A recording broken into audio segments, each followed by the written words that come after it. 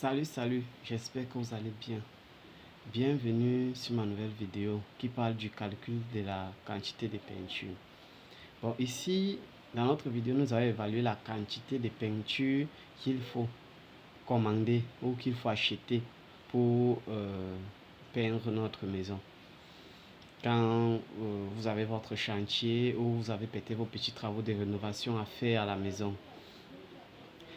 Bon, pour mener à bien nos calculs, il est nécessaire pour nous de tenir compte de plusieurs facteurs. Premièrement, est-ce que c'est un mur trop rugueux? Est-ce que c'est un mur qui est trop sec? Est-ce que c'est un mur qui a déjà été peint? En fait, plusieurs facteurs entrent en jeu. Bon, sans plus tarder, nous allons commencer. Premièrement, pour évaluer la quantité de peinture, nous devions connaître notre surface. Nous devons connaître la surface sur laquelle nous allons peindre. Ici, nous avons là un mur nous avons des portes, une porte et deux fenêtres, comme nous voyons là. Maintenant, puisque on doit peindre juste où il n'y a pas les portes et les fenêtres, qu'est-ce que nous allons faire? Nous allons calculer d'abord la surface du mur total que voici. Dans une vidéo précédente, j'explique comment calculer les surfaces. Donc, pour calculer les surfaces, c'est trop simple. Vous voyez, par exemple, comme ici là, la forme est rectangulaire, on va simplement appliquer la formule qui est longueur fois largeur. Ça nous donne la surface. Bon, en appliquant cette formule longueur fois largeur avec nos données, dont largeur 25 et longueur 4 mètres, largeur 2 mètres 5 et longueur 4 mètres, nous avons 10 mètres carrés. La surface se donne en mètres carrés, en mètres carrés ou centimètres carrés.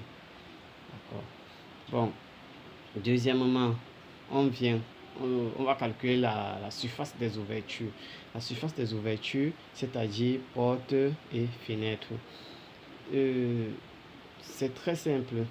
On applique toujours la même formule. La porte carrée et la fenêtre carrée, ça dépend. Donc on calcule la surface de chaque ouverture ici, qu'on cumule par le nombre d'ouvertures. Et maintenant, une fois calculé, comme on a calculé là, qu'on a 5,1 mètre carré. Ensuite, on calcule maintenant la surface à peindre proprement dite. La surface à peindre proprement dite. Pour obtenir la surface à peindre proprement dite, qu'est-ce que nous devions faire? Ce qu'on va faire, on prend la surface du mur total, qu'on soustrait la surface des vides dedans. D'où on obtient, comme on a obtenu ici, on effectue le calcul 10 moins 5,1 mètres qui nous donne 4,9 mètres carrés. Voilà.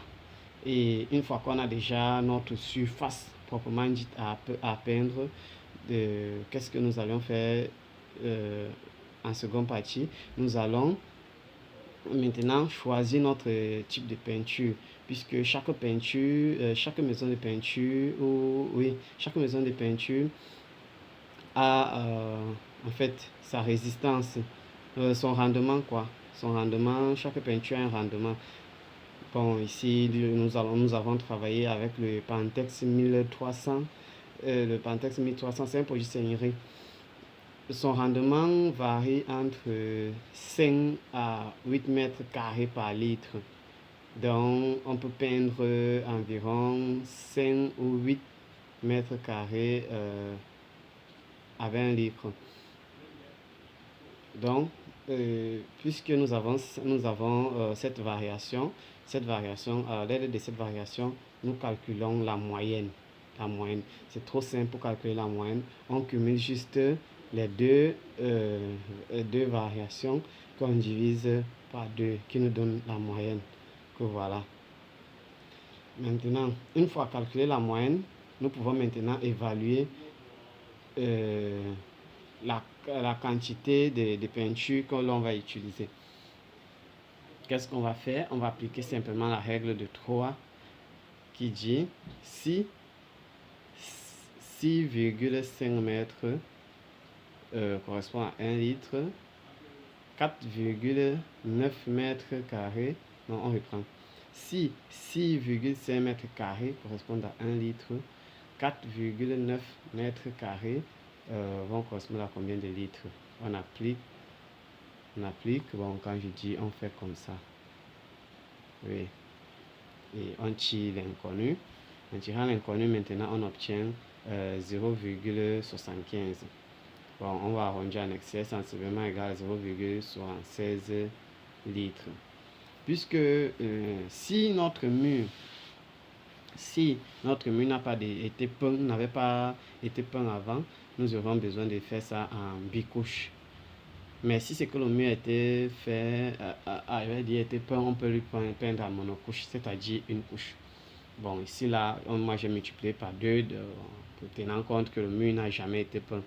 Tu vois, et on obtient là 1,5 litres, qui est notre quantité de peinture que nous devions commander, que nous allons réellement utiliser pour nos travaux. J'espère que tu as aimé la vidéo. Laisse-moi un pouce bleu et laisse tes questions en commentaire pour que je puisse te produire de nouvelles vidéos. Et si tu as des problèmes, en fait, tu peux m'écrire, tu peux laisser en commentaire. Et n'oublie pas aussi de partager la vidéo. Et abonne-toi si tu n'es pas encore abonné. Merci.